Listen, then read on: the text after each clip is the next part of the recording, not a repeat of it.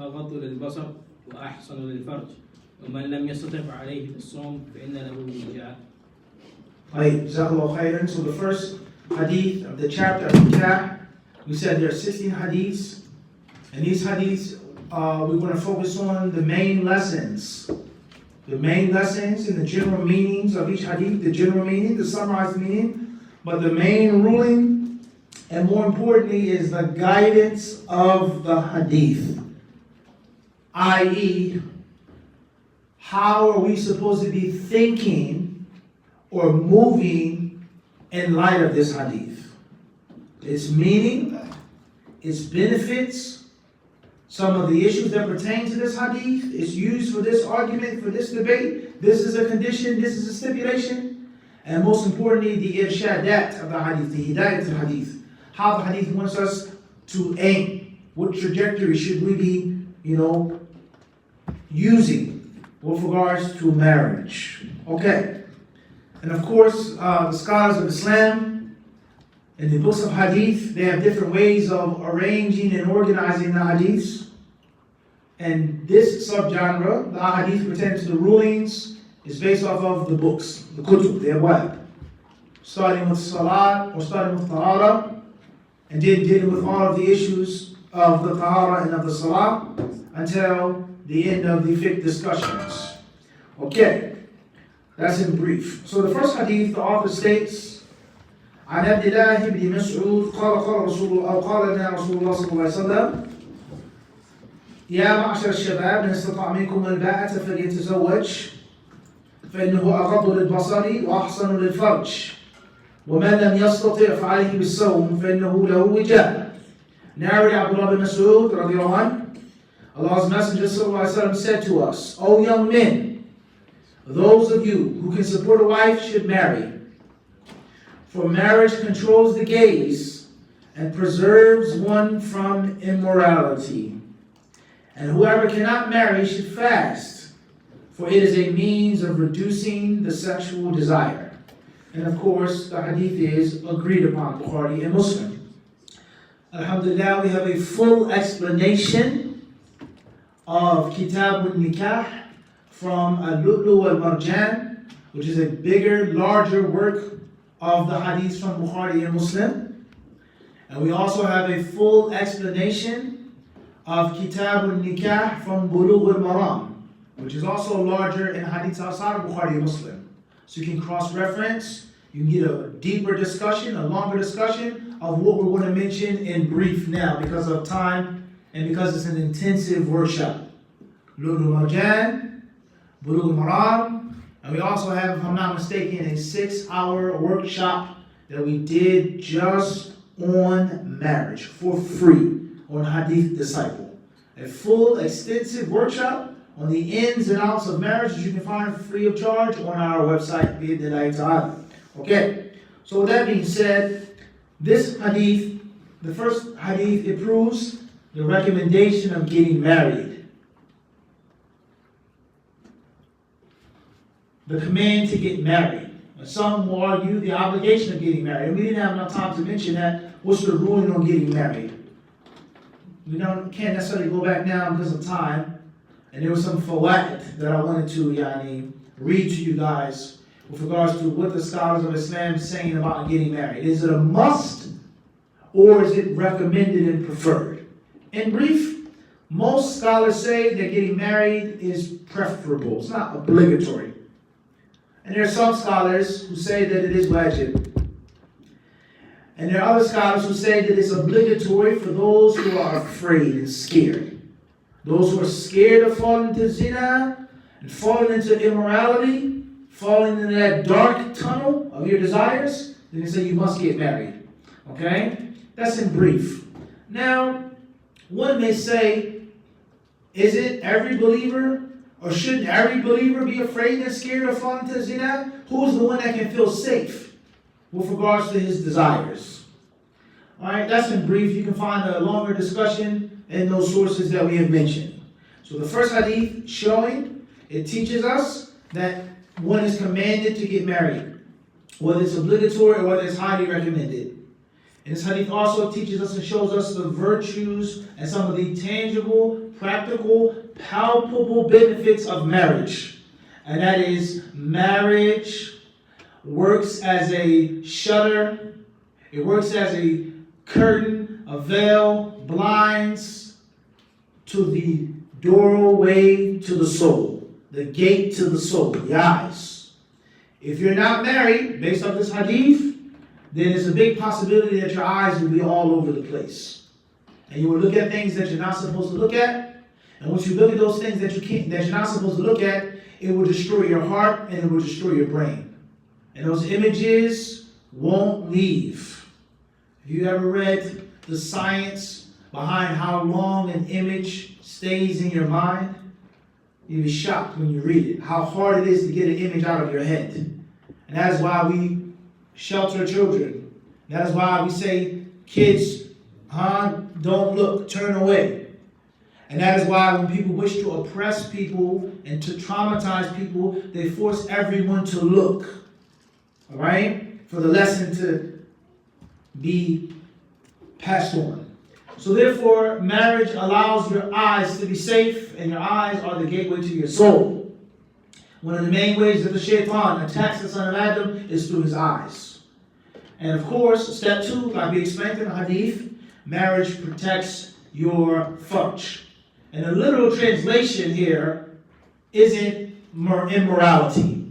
But the literal translation says that marriage is like a citadel, a fortress for your sexual organ. It's like a metaphysical chastity belt. It prevents you from zina. It prevents you from doing things with your private parts that you're not supposed to be doing, even though it's natural and innate for you to want to do them and for you to need to do them. So marriage is a key. It locks up. It protects what needs to be protected. The eyes, the mind, heart, and of course the crude flesh from that filthy act. وَلَا حَوْلَ وَلَا قُوَّةَ إِلَّا بِاللَّهِ. But what about if someone can't get married? The Prophet ﷺ said, then he should fast. And the literal translation isn't just reducing sexual desires, but the literal translation is a little gruesome, it's a little gory, a little ghastly, and that is castration. The Prophet ﷺ is telling us is that if you can't get married, then fast. And fasting will be a means of castration, which you can't make zina if you wanted to. Fasting weakens the body. Fasting reduces energy. And fasting heightens your muraqabah, your awareness of Allah subhanahu wa ta'ala. So that's a summary of the first hadith. And of course, there is a story behind this hadith with regards to Abdullah ibn Mas'ud, Uthman radiallahu ta'ala anhum, wa ardahum. Khayr inshallah. The next hadith. عن أنس رضي الله عنه أن نفرا من أصحاب النبي صلى الله عليه وسلم سألوا أزواج النبي صلى الله عليه وسلم عن عمله في السر، فقال بعضهم لا تزوج النساء، وقال بعضهم لا آكل اللحم، وقال بعضهم لا أنام على فراش. فبلغ النبي صلى الله عليه وسلم ذلك فحمد الله وأثنى عليه وقال ما بال أقوام قالوا كذا وكذا لكن أصلي وأنام وأصوم وأفطر وأتزوج النساء من رغب عن سنتي فليس مني. Jazakallah khairan. Obviously, you're going to see some discrepancies between this version and the version that you may have here. And there's nothing wrong with that. Different hadiths may have a word or a sentence or more or less, but it's the same. Okay, so the second hadith is narrated by Anas, may Allah be pleased with him. He reported that some of the companions of Allah's apostles asked the Prophet's wives about the acts that he performed in private. Some among them said, I would not marry women. Someone among them said, I would not eat meat. And someone among them said, I would not lie down in bed. The Prophet ﷺ praised Allah and glorified him and said, what has happened to these people that they say so and so? Whereas I observe prayer and I sleep too. I observe fast and I suspend observing them. I marry women also. And he who turns away from my sunnah, he has no relation with me. Some people wanted to know what the Prophet did in the house. And as if they looked at it like, if that's the Prophet, then where are we? What are we doing? That's not enough for us. We need to do more. We need to avoid certain lawful things, certain lawful pleasures and luxuries of life, such as sleeping in a bed, such as marrying women, such as eating meat. We just need to eat bread and water and dates and milk. That's it. Because the Prophet ﷺ's piety, what he did in the house, he was forgiven all of his sins. He was the beloved friend of Allah subhanahu wa ta'ala, the last of the prophets and messengers. What he did isn't enough for us. We're sinners. So the Prophet ﷺ, he heard about what these men had said, and he criticized them. He censured them. He spoke out against what they said that was wrong. But he did mention their names. He did not turn it into a scandal. He did not try to embarrass them and shame them by their names. Like many people think that is what you have to do nowadays. But it says, what is wrong with men, people? And he knew who they were. So therefore, I, the Prophet of Allah, who knows the law better than anyone, who fears the law more than anyone, I go to sleep and I pray at night. I do both. I'm a human being. I eat meat. There's nothing wrong with that. I fast. I break my fast. وَأَتَزَوَّجُ النِّسَاءَ. And I'm not ashamed of marrying women. I'm a man. It's natural. A man is supposed to marry women. And this part of the hadith, without speaking on other issues, clearly proves is that the asl of marriage in Islam and in life in general is polygyny and not monogamy. Monogamy is not the default. Monogamy is supposed to be the alternative. If you can't, then just such and such. The asl is nisa. Atazawwaju nisa. I marry women in the plural. That's a long discussion, which we're not going to get into right now. We have red pillars, we have blue pillars, so on and so forth. But the truth is above all of us. The truth is above what? All of us. And if you read the history of nations, Muslim and non-Muslim nations, you will find that. Alright? What's important is, the main lesson from this hadith is that getting married is from the Sunnah, and avoiding women unnecessarily, avoiding marriage unnecessarily, is from overzealousness and some type of extremism which would take a person away from the Sunnah of the Prophet alayhi salatu wasalam. Next hadith. عن سعد بن وقاص رضي الله عنه قال رد رسول الله صلى الله عليه وسلم على عثمان بن مذعون التبتل ولو أذن له لاختصينا. Sa'd ibn Abi Waqqas radiyallahu anhu narrated, it's the third hadith of the chapter. God's messenger objected to Uthman ibn Mad'un living in celibacy. If he had given him permission, we would have had ourselves castrated. Not Uthman ibn Affan, but Uthman ibn Mad'un, other companions with the name Uthman. He wanted to live by himself without marrying women. And the Prophet ﷺ told him, no. The thing that stops you from marriage, money, this, that, you want to fight the lost cause, you want to worship Allah all night, you can get married and do those things as well. And he says that if the Prophet allowed him to be without women, to live as a hermit, to do away with women absolutely, we would have castrated ourselves. Meaning, if it was lawful for us to have no need in that type of pleasure, we would stop it, we would cut it off. But it wasn't permissible, and it was prohibited. So this hadith goes to show once again, is that for a man to have the intention of living without a woman, or a woman living without a man, is from sickness.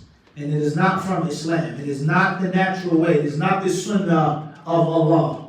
It is not how Allah created the human being. The human being is not meant to be celibate. Okay? And this hadith also goes to show, among other hadith, other texts, the permissibility of castration. Wallahu ta'ala a'lam. Tfaddal. عن أم حبيبة بنت أبي سفيان رضي الله عنهما أنها قالت يا رسول الله انكح أختي ابنة أبي سفيان فقال أو تحبين ذلك فقلت نعم لست لك بمخلية وأحب من شاركني في خير أختي فقال النبي صلى الله عليه وسلم إن ذلك لا يحل لي قالت فإنما نحدث أنك تريد أن تنكح بنت أبي سلمة قال بنت أم سلمة قلت نعم فقال إنها لو لم تكن ربيبتي في حجري ما حلت لي إنها لابنة أخي من الرضاعة أرضعتني وأبا سلمة ثويبة فلا تعرضنا فلا تعرضن علي بناتكن ولا أخواتكن.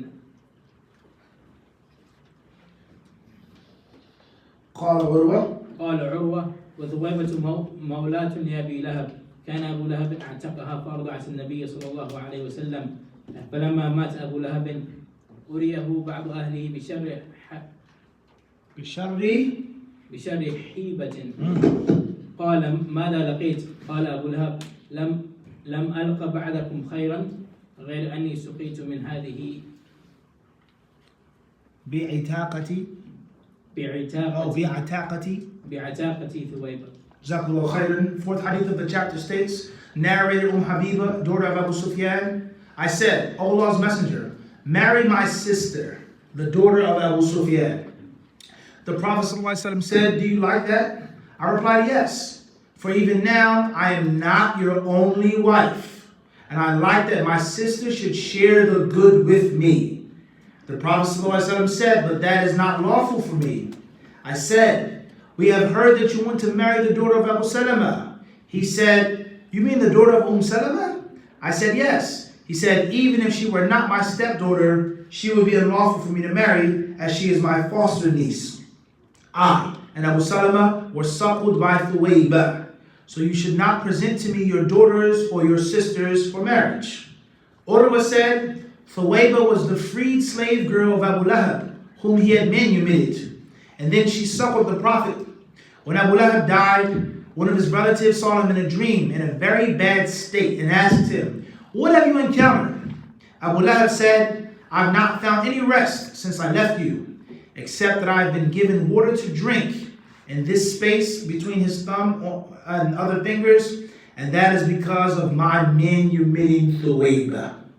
Very interesting hadith. And the main lesson of this hadith shows is that a man is not allowed to marry any and every woman. There are women that he is prohibited from marrying. And for women, there are men that you cannot marry. Whether it is because of blood, whether it is because of marriage, whether it is because of breast milk and suckling, etc. The maharim, men and women who cannot marry, right? Someone that you can't marry perpetually. You can never ever marry this woman. Or a woman that you can't be married to with another at the same time, which will come later on in the book. So this is a woman I can never ever marry. I'm her mahram, she's my mahram, we're mahrams. And there's another type of woman that is not a mahram for me, but as long as I'm married to her sister or her aunt or her niece, I can't be married to her at the same time. Everybody understand? Everybody, you guys with me or not? This hadith is talking about the maharim. Men and women who can't get married, and obviously this is one of the pillars of marriage. Min arkan al-nikah as-sahih az-zawjani al-khaliyani min al-mawani'.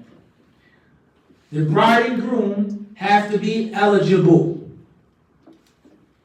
They cannot marry each other if there's something which makes one of the two ineligible, whether it be religion, whether it be blood, etc., etc. Everybody on the same page? So they wanted the Prophet ﷺ to marry this woman and that woman, and he said, no, I can't marry her because of this reason and that reason. Well, how about so-and-so, O Messenger of Allah? Marry her. The Prophet ﷺ said, even if she wasn't, then she'd still be haram for me because of such and such a reason. So breastfeeding, stepdaughter, so on and so forth. The details of this, as mentioned in Surah An-Nisa, and other verses in the Quran, other surahs in the Quran, that talk about the women that you are or are not allowed to marry. And of course, we know is that the prohibited women are limited. And this goes to show you the beauty of Islam. You can marry any woman that you want, as long as she doesn't fall under A, B, C, D, E category. Everyone understand this? So therefore, when it comes to different issues of race, different issues of age, different issues of tribe, different issues of profession, different issues of income, none of those things are standard, mandatory standards, if the person is eligible for you to marry. And that's obviously in brief. We've explained this in further detail in other sources. Now, from the fawaid of this hadith, First and foremost, this hadith proves what I just explained to you, is that the foundation and the default, the starting point of marriage in Islam and outside of Islam in the past was always monogamy. And polygamy was never ever the beginning and the end for men. That's a lie that's been sold to you. Monogamy, forcing people into monogamy, shaming men for polygamy or polygyny is a relatively modern thing. And I won't mention the names and the details of these individuals, but there's one example of destruction and turmoil that came to a great Muslim/Islamic empire because of this, in which he abolished, or if he didn't abolish it, he made the unprecedented example of being a monogamous and only having one wife and having children from this one wife. And we all know what happened after him, right? I won't mention the names and the details. What's important is they clearly said, "O Messenger of Allah, marry fulana, lestu bi mukhliyatin lak." And look at the wisdom of this woman who has jealousy by nature, who has insecurities. She said, if I wanted to be the only wife, I couldn't. So oftentimes a woman is obstinate and stubborn, going against reality. If you think that you're the only woman in this person's life, then you're lying to yourself. Whether he's Muslim, Christian, or whatever, if you think that this handsome, strong, clean, intelligent, wealthy man, you're the only woman in his life, you are not being honest and real with yourself. So why not accept it? I know I'm not going to be the only one in your life, so why not allow it to be regulated and known and transparent and beneficial for spirit, for body, for mind, and for soul. However, we as Muslims, unfortunately, men and women, have become very blind, and our desires control our common sense, and our desires control our spiritual bearings. I'm not the only wife of you, O Messenger of Allah, even if I wanted to be. Alright, so just think how foolish that is now. Right? How hard it is to find a good man, a good brother. And you think that he's going to be the only one? No one else is going to want him as a husband? You're not being honest. You're not being realistic. Also, this hadith goes to show that the Prophet ﷺ was not a womanizer, and that he turned down and he rejected the marriage of women because of the laws of Allah subhanahu wa ta'ala. So those who say that he was a womanizer, he abused women, he took advantage of women, what stopped him from marrying these women? Alright? Last but not least, this hadith shows us the virtue of manumitting slaves, and how this mushrik was seen in a dream, punished, suffering.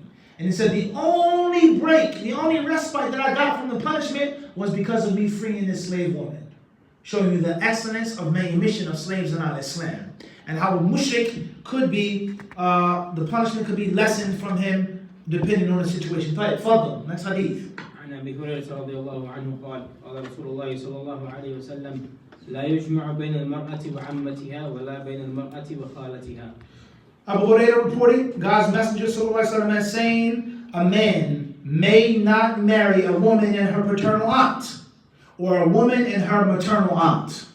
This hadith shows that you are not allowed to be married to two women at the same time that share this blood relation. And that is a woman and her aunt, from her father's side or her mother's side. But you are not a mahram for the aunt or the niece. If you're married to the niece, her aunt or aunt is not your mahram, but you can't be married to them at the same time. If the niece died, if you got separated, you got divorced from the niece, it will be lawful for you to marry the aunt. But you can't have them what? At the same time. You can't have them at the same time. Once again, hadith shows the asl is what? You scared of ta'addud. The origin is what? Is multiplicity. It's not one. Right? And if monogamy was the starting point, and if that was the encouraged thing, the Prophet ﷺ would have no need to say this. And that's because you're going to marry the niece and you're not going to be thinking about the aunt. You're going to marry the aunt and you're not going to be thinking about the niece. Everyone understand this? And this is a consistent theme in the Quran and in the Sunnah. Similarly, your sister-in-law is not your mahram. So you're married to the younger sister or the older sister, the prettier one or the uglier one, or whatever the case may be. Whatever the dynamic is, you're not allowed to give your sister-in-law a hug and a handshake and a kiss on the cheek. You're not allowed to see her uncovered on the wedding day or wedding night. You are not allowed to see the sister dialed up, prettied up, makeup up, perfumed up, wearing a form-fitting dress. You are not allowed. That's evil. And many people, they do this mistake and they end up having regret and grief saying, man, I should have married this one, man. I didn't know she looked much better than the one I got. Why didn't they tell me about this one? It's a reality. And shaitan is real. Wallah, it happens. So these women are not your mahrams. You are marrying their daughter, you cannot see them uncovered. Everyone understand this? The moment you divorce your wife or your wife dies and you marry the older or the younger sister, she's lawful for you. So there are some women that are perpetually unlawful, and there are some women who are temporarily unlawful. For him now. Let's move forward to the next hadith. عن عقبة بن عامر رضي الله عنه قال قال رسول الله صلى الله عليه وسلم إن حق الشروط أن توفوا به ما استحللتم به الفروج. Uqba ibn Amir reported God's messenger has saying, sallallahu alaihi wasallam, the most worthy conditions, this is 6 hadith now, the most worthy conditions are those by which you make sexual intercourse lawful. The main lesson from this hadith is the obligation of fulfilling the agreements that you made prior to marriage. If this woman placed this condition upon you, do not force me to wear niqab. Do not force me to quit my job. Do not force me to drop out of school. For argument's sake, according to some scholars, do not marry another woman. Whatever condition that she put on you, and you signed and you agreed before you were married, before it was lawful to have intercourse with her, you have a great responsibility of fulfilling those conditions afterwards. Everybody understand this? So respecting your agreements, keeping your agreements, and the most dangerous of agreements to violate are those that made something so dangerous, as we said. Now it's lawful. The sexual organ is dangerous. It's a major way of going to the hellfire. So for that sexual pleasure to be made lawful through conditions and stipulations, those conditions and stipulations are what? They're serious. Everybody understand this? And obviously there's a further discussion on what conditions can and cannot be made prior to marriage. My advice is the simpler your contract is, the easier your marriage agreement is, inshallah, the better your marriage will be. I've married people off without any exaggeration and seen them make marital contracts as thick as this booklet. Literally. I exaggerate to you not, as thick as this booklet. This age, such and such, such and such, such and such, such and such, such and such. What is your marriage going to be like? It's a business arrangement. Okay, so be mindful. Simple, basic, seeing eye to eye. Where are we going to live? How are we going to live? Can I work? You want me to be a housemaker? Are you old-fashioned? Can I? Do I have to dress like this? What color overgarment can I wear? Do I have to wear gloves? So on and so forth. Basic understanding how we're going to live. Nothing complicated and perplexing. Next hadith. عن عبد الله بن عمر رضي الله عنهما أن رسول الله صلى الله عليه وسلم نهى عن الشغار. والشغار أن يزوج الرجل ابنته على. I'm sorry, I think some sisters want to read. I said we have a volunteer from the sister side to read the hadiths. I think so. Sound like somebody said they wanted to read, right? You heard them, right? I think so. Sahih? I heard somebody, a lot of people were talking, and there's no way they were talking about reading the hadith of the Prophet, unless they were saying, I want to read. Who's the sister that volunteered to read for us tonight? I definitely heard him talking, for sure. So I'm in, right? Who's the volunteer? Nobody? Bismillah. Bismillah. Further. We're on hadith number 7. Right, Fadl, Sajid. Kevin. والشغار أن يزوج الرجل ابنته على أن يزوجه الآخر ابنته وليس بينهما صداق. Ibn Umar radiallahu anhu reported, Allah's Messenger sallallahu alaihi wasallam prohibited shighar, which means that a man gives his daughter in marriage on condition that the other gives his daughter to him in marriage without any dower being paid by either. The main lesson from this hadith is there are types of marriages which are prohibited. Not the bride and the groom. Alright? They're eligible to marry, but the nature of the contract is batil. And that is something that the Arabs used to do in the pre-Islamic days of Jahiliyyah, which was called shighar. Ash-shighar. I have a daughter, you have a daughter, your son, my daughter, we will marry them off, but neither of our two daughters gets any sadaq. There's no sadaq given or traded, but the sadaq itself is the marriage, and that's false. So the mahar, which many people call a dowry, which isn't necessarily the proper English translation of that. In most cases, the dowry is the money given by the bride's family to the groom.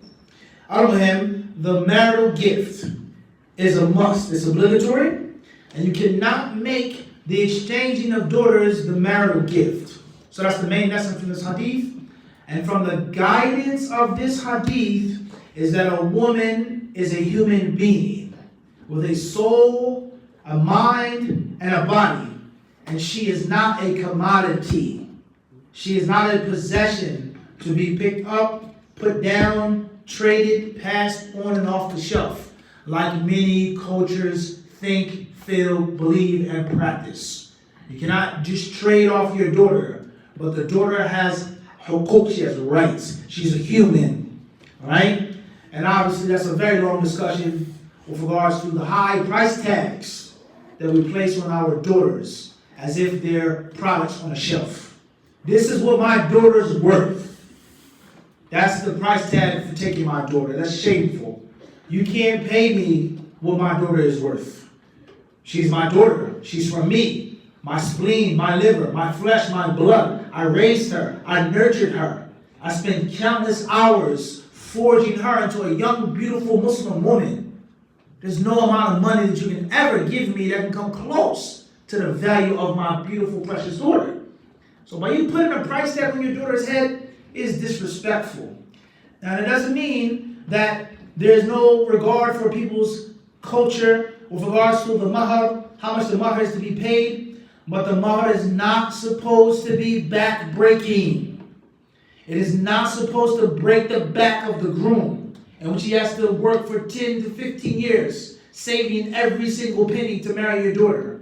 And he has to go into debt to marry your daughter. And he has to have this big, fancy banquet to show off just to marry your daughter. And oftentimes, one of the reasons why the marriage doesn't work is because the man goes into the marriage in debt and he has animosity for the father. He scorns the father. He has no respect for the father. You broke my back just to marry your daughter. You put me in extreme financial difficulty just to marry your daughter that can't cook, that has a smart mouth, that is not a good housewife. It's a reality. It's a big problem. And the people that can't deal with it, and the next thing you know, the twig snaps. There's talaq. Versus simple, easy, basic, cultural mahar. Give what you can. This is what we request. Bismillah, no problem. This money, this ring. We have a little banquet. Bismillah, alhamdulillah, that's it. Barakah. So beware of selling your daughters. And beware of being sold by your fathers. You don't have to disrespect your fathers, but you have to stand up and say something. Abby, this is haram what you're doing. I'm not a product, I'm not a car in a car lot. I don't want to marry this brother. I don't care how much money he has. You have to speak up. And if you don't speak up, and if you don't put a stop to it, to the dhulm and the wrongdoing, then you are a part of the problem. Wallahu ta'ala. And last but not least, if you say, I want to keep quiet, I don't want to upset my father, I don't want to upset my parents, I don't want to be the black sheep, I don't want to be the oddball, I don't want to be the sore thumb, I don't want to be, make my mother cry. No doubt, that's a good thing. But your little daughter, your little sister now, is going to be even harder for her to go against the grain. And the third, and the fourth, and the fifth, and you are setting a precedence for that dhulm to continue. Somebody has to step up and stop it. Somebody has to be the mother for the next generation. I'll suffer. It doesn't matter to me but I don't want my little sister to have to suffer again and be forced to marry someone that she doesn't want to marry, that is not religious, just because of money or tribe or anything else from Jahiliyyah. So be careful. Wallahu a'lam. Next hadith. عن علي بن ابي طالب رضي الله عنه ان النبي صلى الله عليه وسلم نهى عن نكاح المتعة يوم خيبر وعن لحوم الحمر الاهلية. Ali ibn Abi Talib reported that Allah's apostle on the day of Khaybar prohibited forever the contracting of temporary marriage and the eating of flesh of the domestic donkeys. The battle of Khaybar was in the 7th year of the Hijrah, when they fought the Jews that were technologically advanced. They had citadels, they had fortresses, Surah Al-Hashr. And on that day, after that battle, after that victory, the Prophet ﷺ declared many things to be unlawful. Some things that were once lawful, he abolished them. And from that is nikahul mut'ah, which is a temporary marriage. Me and Sister Fulana, we both agree, our families agree, it's no problem. We're going to get married for 6 months. At the end of 6 months, whether we like each other, we don't like each other, whatever, we are going to separate and part ways. That is unlawful, that is impermissible. And there was a point in time in which that was lawful. But it was abolished and canceled. Alright? That's first and foremost. Now, from the issues that pertain to this hadith, we don't have time to get into them. I'll mention it briefly. Is it lawful to marry someone with the intention of divorce? I'm not asking the answer, I'm just bringing up the issue. Everyone understand? I'm not asking you the answer, I'm just bringing it up, the debate. Can I marry a sister? She's head over heels for me. She says, we're going to live until death do us part. We're going to ride off in a white horse in the sunset. We're going to go on our honeymoon, right? And I myself, regardless of your opinion and your feelings, just empty your cup for a second. Don't think about emotions. For one reason or another, in my heart, I'm saying after 6 months, I don't want to be married to this woman anymore. And I want to divorce her. We didn't agree upon it. She doesn't know, but I, in my mind, in my heart, I'm saying after 6 months, I have to divorce her. Is that lawful or is that unlawful? Whether it's unlawful or lawful, what's the point is that that is not mut'ah. Mut'ah, in which both sides agree on the time period. Everyone understand this? Or the opposite. All right, let's be fair. It could be a woman, and the brother's head over heels for her. And he's in love, and he's in La La Land. Oh, she's my wife, not sure I want to live with it. And she says, listen, after 6 months, I'm out of here. I'm only marrying you for this reason and that reason. Is that halal or is that haram? What are the circumstances in which that is permissible or impermissible? Further fiqh discussion. What's important is mut'ah from both parties is unlawful. Next hadith, number 9. عن ابي هريره رضي الله عنه ان رسول الله صلى الله عليه وسلم قال: لا تنكح الايم حتى تستأمر ولا تنكح البكر حتى تستأذن. قالوا يا رسول الله وكيف إذنها؟ قال أن تسكت. Abu Hurairah reported, it's the 9th hadith of the chapter. Allah's Messenger ﷺ is saying, a woman without a husband must not be married till she was consulted, and a virgin must not be married till her permission is asked. When asked how her permission was indicated, he replied that it was by her saying nothing. The meaning of this hadith, and the main lesson from this hadith, is that there are different scenarios. Islam discriminates between a woman that's been with a man before and a woman who has not been with a man before. They're two different women, Islamically. And that a woman that is not a virgin, she's been married before, she's been with a man before, she must give explicit consent to who she's married off to. The father, the wali, cannot force her into a marriage unless she is clearly in agreement. And as far as the shy, shamed, bashful young virgin girl, then her father has the right to marry her off. And if it was a problem, if she didn't mind, she would have said something to her father. It's pre-assumed. And obviously this is understood in the light of certain cultural norms. Certain what? Cultural norms. From the issues of this hadith is or are arranged marriages in Islam lawful or unlawful? Listen carefully. And once again, empty your cup. Get rid of any pre-assumptions or thoughts or theories. A prearranged marriage. My daughter is 5 years old. Your son is 5 years old. We're very good friends. We're from the same family. We say, let's make the contract right now. When my daughter is 16, 18, 20, your son is such and such, they'll be married. Is that lawful for me to do that for my daughter or not? And if it is lawful, when my 5-year-old daughter reaches 16 or 18 or 19, and she says, no, I don't want to marry him anymore, what's the ruling of the contract? So that is the main ruling pertaining to this hadith. Is that a woman that's been with a man, she cannot be forced into a marriage. And a woman that has never been with a man, she is to be consulted as well, but how does she say yes or no? Wallahu ta'ala. Hadith number 10. عائشة رضي الله عنها قالت جاءت امرأة رفاعة القرظي إلى النبي صلى الله عليه وسلم فقالت كنت عند رفاعة القرظي فطلقني فبت طلاقي فتزوجت بعد عبد الرحمن بن الزبير وإنما معه مثل خطبة الثوب فتبسم رسول الله صلى الله عليه وسلم وقال أتريدين أن ترجعي إلى رفاعة لا حتى تذيقي عسيلته ويذوق عسيلتك. قالت وأبو بكر عنده وخالد بن سعيد بالباب ينتظر أن يؤذن له فنادى يا أبا بكر ألا تسمع إلى هذه ما تجهر به عند رسول الله صلى الله عليه وسلم. Right. The next hadith, please, as a disclaimer, if you are young, you can step out of the hall. If you're old but you lack maturity, please step out of the hall. If you have a giggle problem or obnoxious, goofy problem, please step out of the hall because the next hadith is a bit explicit.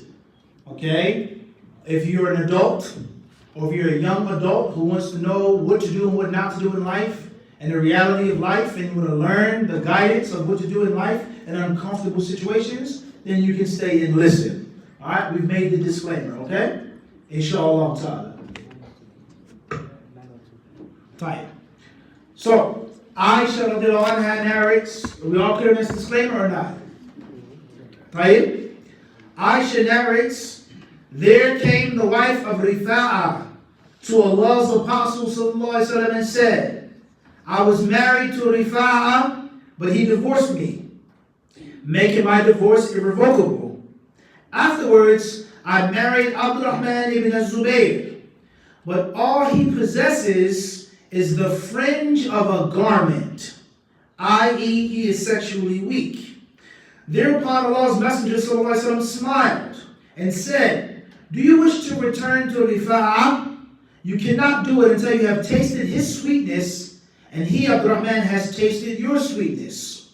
Abu Bakr, at that time, near him, the Holy Prophet and Khalid bin Sa'id was at the door waiting for permission to be granted to him to enter.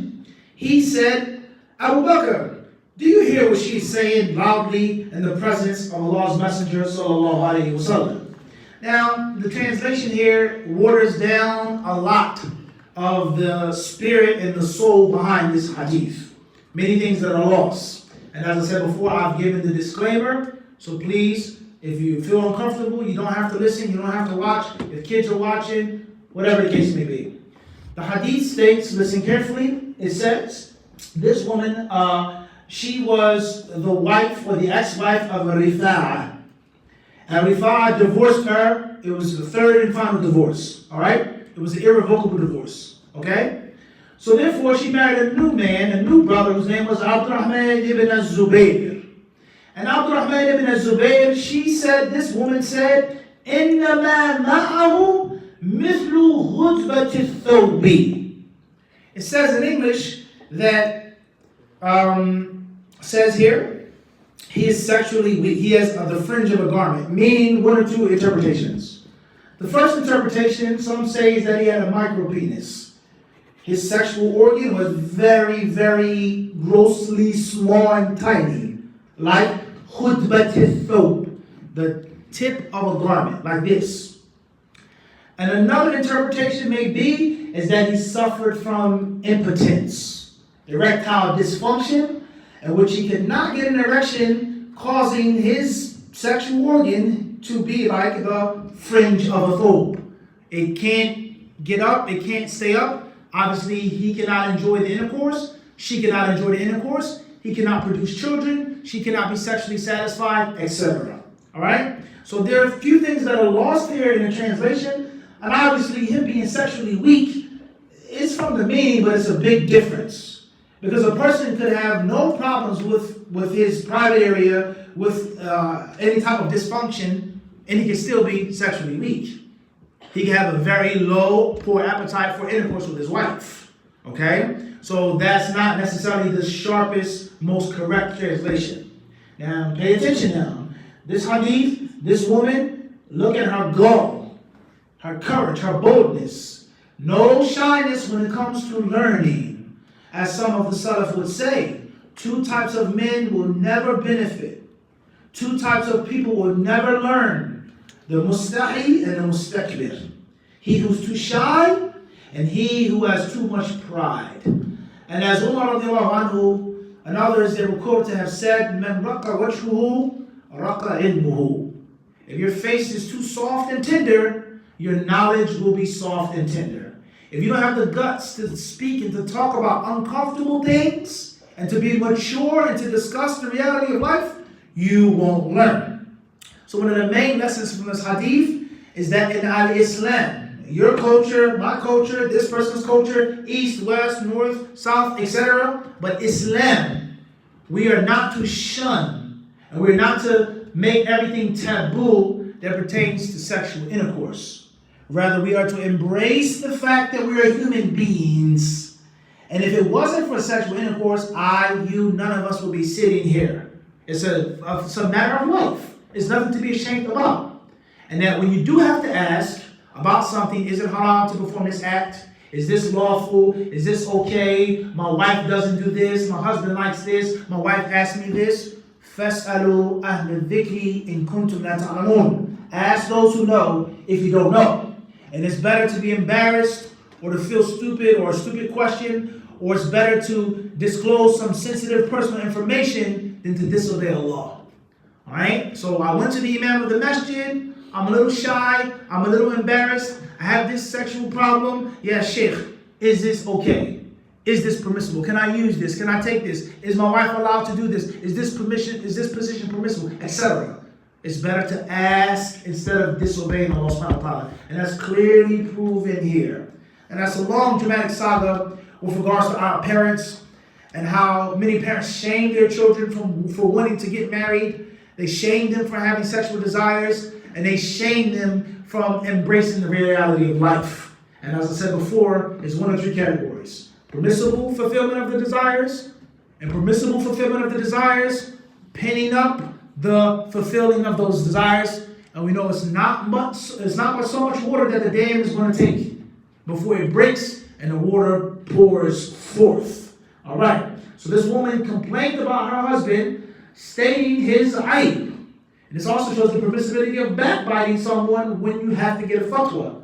It's ayb for rajul. For men to have this problem, one of the two interpretations, the sweeter of the two is what? Is bitter. Ahlahuma mur. Whether it was this, the signs, or whether he had a problem with getting an erection. The sweeter of two is bitter. So she mentioned his flaws to the Prophet. What did the Prophet do? He shamed this woman. Ittaqillah, ayb alayk, haram. How dare you? How could you talk about this in front of me? How dare you? What type of filthy whore woman are you? As many muftis and imams would do today. The Messenger of Allah did not shame her, he did not condemn her, but he tabassama, he smiled.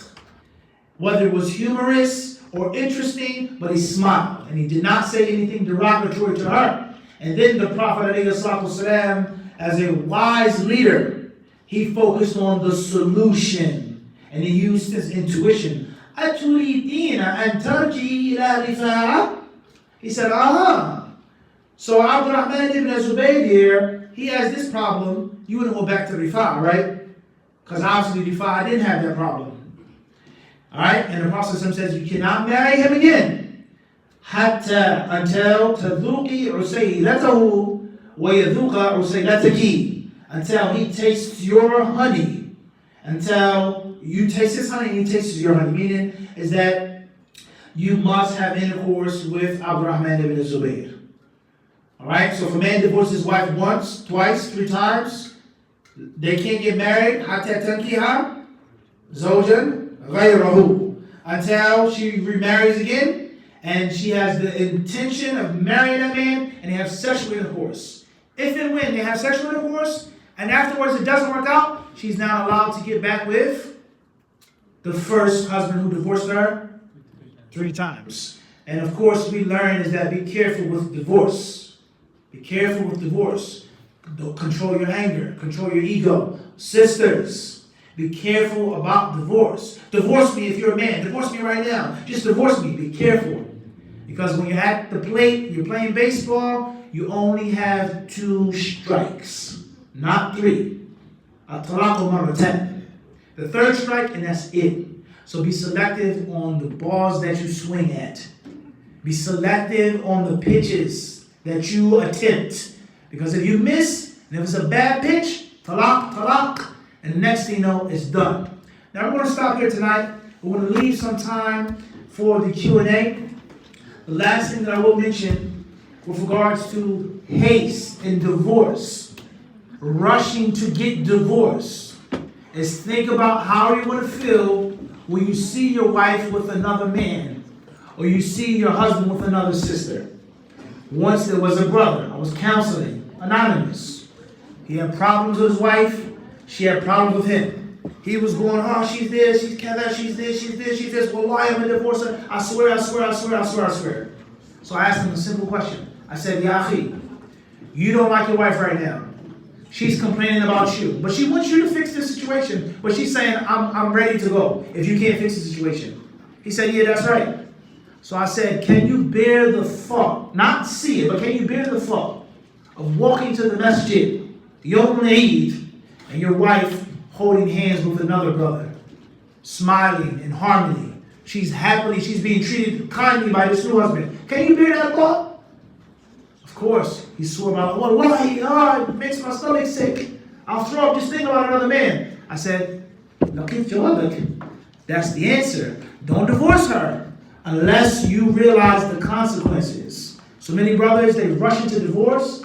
Many sisters, they rush into divorce. And afterwards, they have problems and they get jealous and mad when they move on. All right? If you love her that much, keep her. All right? Wallahu ta'ala a'lam.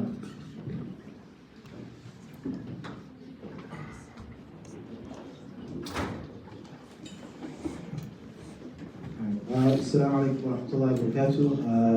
Jazakumullah khair.